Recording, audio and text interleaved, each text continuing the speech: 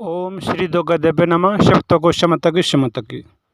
एक समय सरस्वती पुत्र व्यास जी सरस्वती नदी के किनारे अपने आश्रम में सोच रहे थे कि मैं पुत्रहीन हूँ, पुत्र रहित हूँ। पुत्रहीन और पुत्र रहित मनुष्य की ना तो सद्गति होती और ना हो तो उसे सुख की प्राप्ति होती है। मनु और ऋषियों ने भी धर्मशास्त्रों में कहा है कि पुत्रवान मनुष्य को सुख की प्राप्ति होती है और पुत्रहीन व्यक्ति को सुख की प्राप्ति कभी नहीं होती है। पुत्रवान मनुष्य पापों से मुक्त हो जाता है। व्यास जी का मन अत्यंत दुखी हो गया।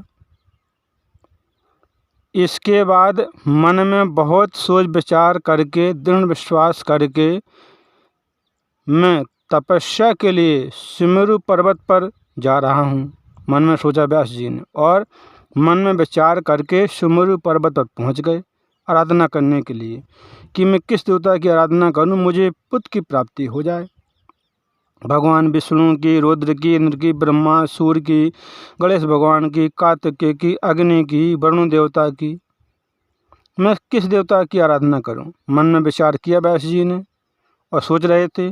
उसी समय संयोगवश मुनि श्रेष्ठ नारद जी हाथों में बीड़ा लिए हुए नारायण नारायण करते हुए वहाँ आ गए और उन्होंने देखा कि सरस्वती पुत्र व्यास जी अत्यंत प्रसन्न हुए और नारद जी को आसन प्रदान किया।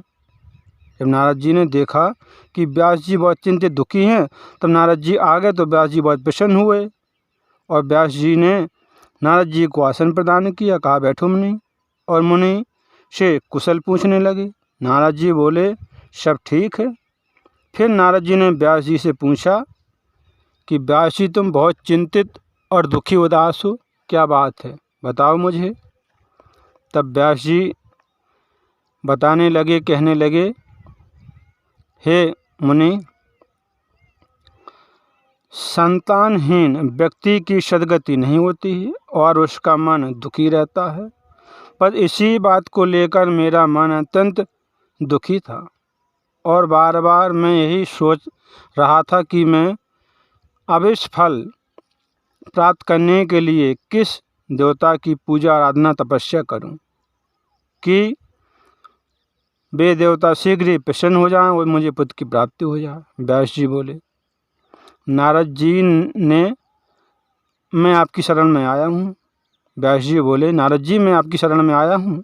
मुनि, आप मुझे बताइए, आप सब कुछ जानने वाले हैं। हे कृपा सिंधु, आप मुझे शीघ्र ही बताइए कि मैं किस देवता की शरण में जाऊं जो प्रसन्न होकर मुझे पुत्र प्रदान कर दे। नारद जी बोले व्यास जी से, आप मुझसे यह प्रश्न पूछ रहे हो, वैसा ही प्रश्न पूर्व काल में मेरे पिता ब्रह्मा जी ने मधुसूदन भगवान विष्णु से पूछा था। मेरे पिता ब्रह्मा जी जगत गुरु जगदीश्वर भगवान विष्णु से कहने लगे, जब भगवान विष्णु कठोर तपस्या कर रहे थे, ध्यान में लीन थे, तो ब्रह्मा जी आश्चर्य में पड़ गए और पूछने लगे, हे विष्णुदेव, हे प्रभु, हे भूत भवस वर्तमान के स्वामी, आप किस लिए इतना कठोर तपस्या कर रहे हैं? आप किसके ध्यान में इतने लीन हैं? हे प्रभु, मैं आश्चर्य में पड़ गया हूँ। समस्त विश्व का स्वामी होते हुए भी आप ऐसा ध्यान कर रहे हैं। भला इसमें आपसे बढ़कर कोई है क्या इस संसार में?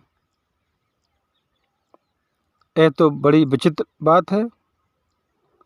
मैं आपके नाभि कमल से उत्पन्न हूँ। आपसे भी बढ़कर कोई इस सृष्टि में देवता है क्या? उस देवता को मुझे आप बताइए। हे प्रभु, मैं तो यही जानता था कि आप ही आदि स्वरूप निर्माता, पालनकर्ता और संहार करता है तथा सभी कार्यों को संपादित करने वाले हैं। हे प्रभु, आपकी इच्छा से ही मैं इस जगत की रचना करता हूँ और सदा ही आपके आदेश का पालन करता हूँ और आपके आदेश से ही शंकर भगवान जगत का संहार करते हैं। हे प्रभु, आपकी आज्ञा से ये सूर्य आकाश में नियमित रूप से भ्रमण करता है और आपकी ही आज्ञा से शुभ और अशुभ हवा चलती रहती है। अग्नि ताप धारण करती है और मेघ वर्षा करते हैं। आप किस देवता का ध्यान कर रहे हैं? मेरी शंका को प्रभु दूर करें। मैं तो तीनों लोकों में आपको सौम्य मानता था। आपसे बढ़कर अन्य किसी को नहीं जानता हूँ, ना ही किसी को मानता हूँ।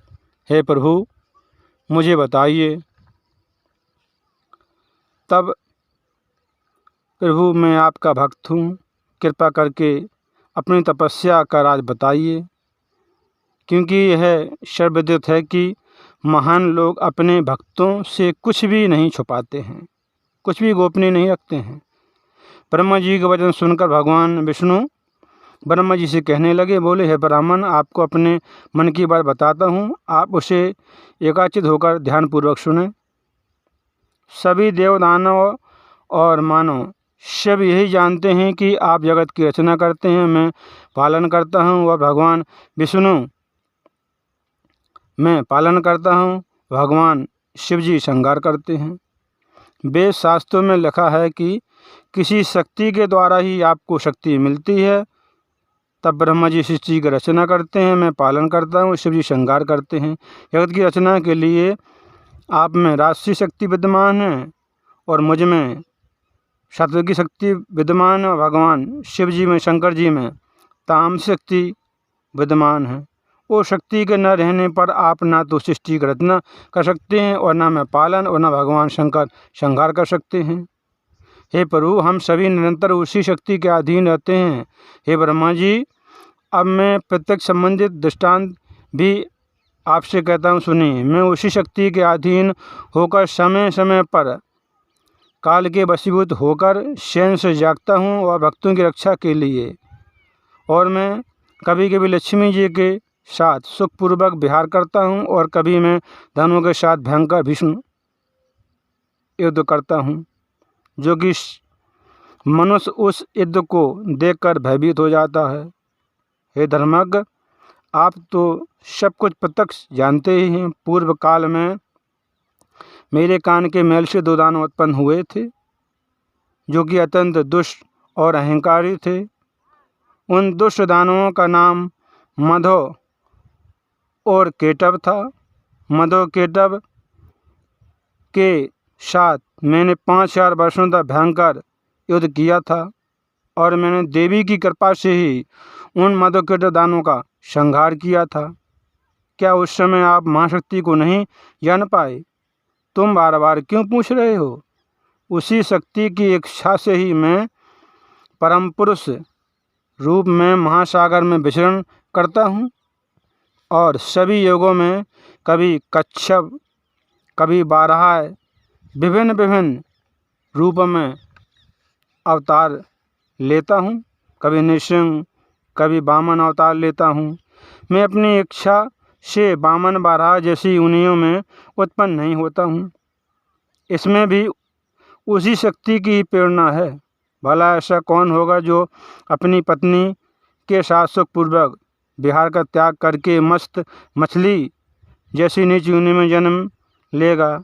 यदि मैं स्वतंत्र होता तो क्या सुखदानी शय को छोड़कर गरुड़ रूपी आसन पर बैठकर महाभयंकर युद्ध करता? ब्रह्मा जी, प्राचीन काल में एक बार आपके सामने ही धनुष की पतंजर टूट जाने से मेरा सिर धड़ से अलग हो गया था। तब आपने मेरे सिर पर घोड़े का सिर जोड़ दिया था। हे लोक निर्माता, उसी समय मैं हाईगुरु नाम से प्रसिद्ध हो गया था। ब्रह्मा जी, यह सब आपके सामने घटित हुआ था। यदि मैं स्वाधीन होता तो संसार में यह विटंबना कैसे होती? हे ब्रह्मा जी, मैं स्वतंत्र नहीं हूँ, मैं उसी शक्ति के अधीन हूँ। मैं निरंतर उसी शक्ति का ध्यान करता रहता हूँ। हे ब्रह्मा जी, मैं इसके अतिरिक्त कुछ भी और नहीं जानता हूँ। नारद जी बोले, हे व्यास जी, भगवान विष्णु ने ब्रह्मा जी से इस प्रकार कहा था, हे मुनि श्रेष्ठ, मेरे पिता ब्रह्मा जी ने वे सब बातें मुझसे कही थी, वही सारी बातें व्यास जी मैंने आपको सुना दी हैं। तुम पुत्र प्राप्ति के लिए देवी की आराधना करो। नारद जी के कहने पर व्यास जी तपस्या के लिए पर्वत पर चले गए और माँ जगदम्बा भवानी की तपस्या करने लगे और व्यास जी शक्ति के आदिशक्ति की भक्ति में लीन हो गए। सदा माया में घिरे हुए अज्ञानी मनुष्य उस महाशक्ति को नहीं जान पाते हैं। कुछ विद्वान पुरुष उस शक्ति को जानते हुए भी दूसरों के भ्रम में रहते हैं और दूसरों को भी भ्रम में डाल देते हैं। और कुछ मंद बुद्धि वाले मनुष्य अपने उदार पेट की पूर्ति के लिए कलयुग से प्रेरित होकर अनेक प्रकार के पाखंड करते हैं। बहुत ही अद्भुत और रोमांचकारी कथा थी। नारद जी से पूछा कि मैं किस देवता की आराधना करूं कि मुझे शीघ्र पुत्र की प्राप्ति हो जाए। व्यास जी ने तब व्यास जी ने बताया कि मैंने ब्रह्मा जी से पूछा था, ब्रह्मा जी ने भगवान विष्णु से पूछा था, भगवान विष्णु ने बताया है सृष्टि ये दुनिया सब महाशक्ति की शक्ति से ही चलती है, हम उसी के अधीन हैं। कण कण में शक्ति विराजमान है, हर जगह जीव जंतु पेड़ पौधे मनुष्य हर जगह शक्ति का वास है। बिना शक्ति के कोई कुछ भी नहीं कर सकता है, सब जगह शक्ति ही विराजमान है। शक्ति से सृष्टि ये दुनिया चलती है। बहुत ही अद्भुत और रोमांचकारी सुंदर कथा थी। कथा को सुनते रहें, काम करते रहें, मैया का नाम जपते रहें, शक्तों को समय तक